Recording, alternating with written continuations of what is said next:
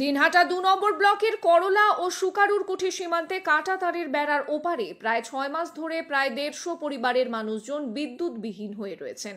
সীমান্তের বিএসএফ এবং সংশ্লিষ্ট বিদ্যুৎ দপ্তরে বারবার জানানো সত্ত্বেও বিদ্যুৎ সংযোগ হচ্ছে না। ফলে চরম সমস্যার মধ্যে পড়েছেন সীমান্তের মানুষজন।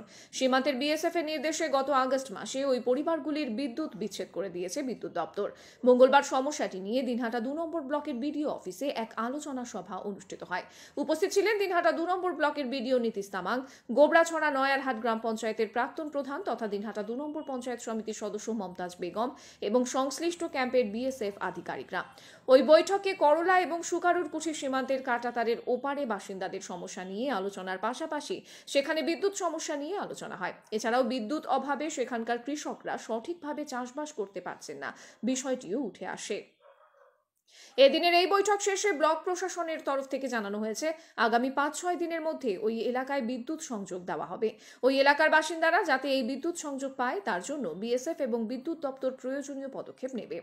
এ বিষয়ে এলাকার বাসিন্দা আমিনুল খন্দকার, আসাদুল জামান প্রমুখরা বলেন, আমরা কাঁটাতারের বেড়ার ওপারের বাসিন্দারা দীর্ঘ বছর ধরে আমরা বিদ্যুৎ ব্যবহার করে আসছি। আলো এবং গরমের সময় বিদ্যুতের পাখা যেমন চলে তেমনি জমিতে জলসেচের জন্য বিদ্যুতের দরকার পড়ে। গত ৩রা আগস্ট বিএসএফ এবং বিদ্যুৎ দপ্তর কাঁটাতারের ওপারের বাসিন্দাদের যে বিদ্যুতের লাইন ছিল তা কেটে দেয়। বিষয়টি নিয়ে স্থানীয় বিএসএফ এবং বিদ্যুৎ দপ্তরে বারবার দরবার করা সত্ত্বেও এখনো পর্যন্ত বিদ্যুৎ সংযোগ হচ্ছে না। বিদ্যুতের অভাবে এবছর বোরো ধানের চাষ করা সম্ভব হচ্ছে না। কাঁটাতারের বেড়ার ওপারে পাট চাষ নিষিদ্ধ রয়েছে, কাজেই বোরো ধান চাষ না করতে পারলে কৃষকদের সমস্যার মধ্যে পড়তে হবে। তাদের বক্তব্য, ব্লক প্রশাসনের তরফ থেকে জানানো হয়েছে ৪-৫ দিনের মধ্যে বিদ্যুৎ সংযোগ দেওয়া হবে। এই বিদ্যুৎ সংযোগ না পেলে চরম সমস্যার মধ্যে পড়তে হচ্ছে, কাজেই বিএসএফ এবং বিদ্যুৎ দপ্তরের উচিত সমস্যাটির দিকে নজর দেওয়া। দিনহাটা ২ নং ব্লকে অনেক এলাকা আছে, যেখানে অনেক এলাকার লোক আছে যারা কাঁটাতারের ওপাশে, তারা ভারতবর্ষের নাগরিক হয়েও কিন্তু তারা অন্ধকারে আছে। কিন্তু আমার জানা মতে আমি যখন গ্রাম পঞ্চায়েতের প্রধান ছিলাম, গোবরাছড়া নয়ারহাট গ্রাম পঞ্চায়েতের প্রধান, তৎকালীন সময়ে আমাদের কাঁটাতারের ওপাশে যে আমাদের নটকুবাড়ি বিউপি ওই পাশে যে লোকজনগুলো ছিল তারা ওরকম অন্ধকারে ছিল এবং প্রতিনিয়ত আমার কাছে আসতো। কিন্তু আমি সেটা তৎকালীন বিএসএফ এর সঙ্গে এবং কমান্ডারের সঙ্গে কথা বলে সেগুলো লাইনটা করে দিয়েছি, কেবল দিয়ে করে দিয়েছি। কিন্তু এখন সেটা শুনতে পারছি সেই লাইনটা কেটে দিয়েছে। কিন্তু ওরাও তো ভারতবর্ষের নাগরিক, তারা যারা কাঁটাতারের ওপাশে আছে তারাও তো ভারতবর্ষের নাগরিক। এখানে সুকারুকুটি নয়ারহাট এরাই এসছে, সুকারুকুটির প্রধান। কিন্তু এরা যেটা বললো, যে আশ্বাস দিল যে ৫ দিনের মধ্যেই একটা কিছু করা হবে, কিন্তু আগস্ট মাসে এটা কাটা হয়েছে। কিন্তু আমাদের এটা বক্তব্য যে ওরাও তো ভারতবর্ষের নাগরিক। আমরা এত সুন্দর লাইটের মধ্যে আমাদের বাচ্চা কাচ্চারা পড়াশোনা করতেছে, আমাদের বাচ্চা কাচ্চারা টিভি দেখতেছে, অনেক কিছুই আমরা সুযোগ সুবিধা পাচ্ছি। কিন্তু ওরা ভারতবর্ষের নাগরিক হয়েও আজ আমাদের কাছ থেকে বঞ্চিত, না পাচ্ছে লাইট, না পাচ্ছে কোনো কিছু আলো।